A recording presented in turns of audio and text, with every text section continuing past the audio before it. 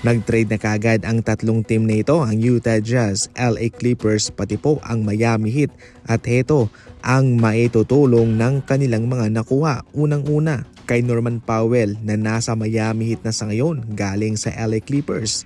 Itong si Norman Powell ay kabilang sa mga napaka-consistent na manlalaro ngayon sa NBA. Sa loob ng 60 games niya sa LA Clippers, siya ay nag-average ng 22 points per game, 3 rebounds and 2 assists per game, habang mayroong shooting sa field na 48% at sa 3-point line 42% at sa free throw 80%. Talagang panalong-panalo ang Miami Heat dito mga idol, pero mayroong red flag itong si Norman Powell. Sa season na ito ay marami po siyang mga labang na miss dahil sa kanyang right hamstring strain at sa kanyang left patellar tendinopathy.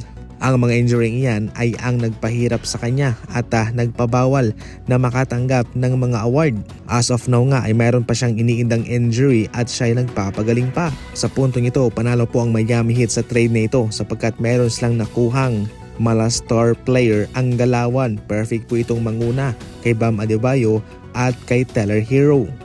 Sa kabilang banda, ito naman po ang maitutulong at maibibigay na impact ni John Collins para sa LA Clippers. Disenteng numero ang ina-average nitong si John Collins sa regular season para sa Utah Jazz. Sa kakatapos lang na season, meron siyang 19 points per game, mayroong 8 rebounds, 2 assists, 1 steal and 1 block per game.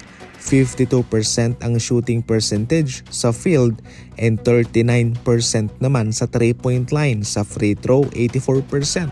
Mabigat ang kanyang minuto sa Utah Jazz, 30 minutes per game, kaya siguradong mapapakinabangan siya ng LA Clippers. Ngunit kung gaano po kadesente ang kanyang numerong na ibibigay para sa Utah Jazz noon, ito naman ang kanyang mga kahinaan. Unang-una sa depensa, nahihirapan siya sa mas malaking kalaban. Hindi masyadong malakas ang kanyang katawan at nahihirapan siya sa mga pagpoposte. Kalimitan, siya'y natutulak ng mas malaking kalaban.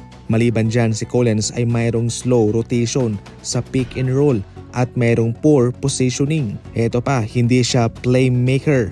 Probably ang senaryo para sa kanya ay mag-catch and shoot o catch at aatake na. Panghuli si Kevin Love naman at si Kyle Anderson para sa Utah Jazz. Siyempre, unang-una, mentorship galing kay Kevin Love.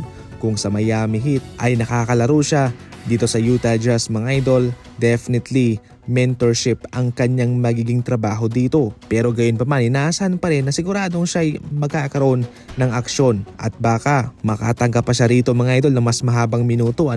Nakadepende yan sa kay Coach Will Hardy. Samantalang si Kyle Anderson, batang-bata pa ito, siguradong ito ay kanilang mapapakinabangan. Galing sa isang rebuilding team, ang Utah Jazz sa ngayon ay nagpapabeterano. Sa huli, para sa akin lang, ang panalong-panalo sa trade nito ay ang Miami Heat kay Norman Powell. Ikaw, ano ang komento mo? I-comment lang yan at babasahin ko.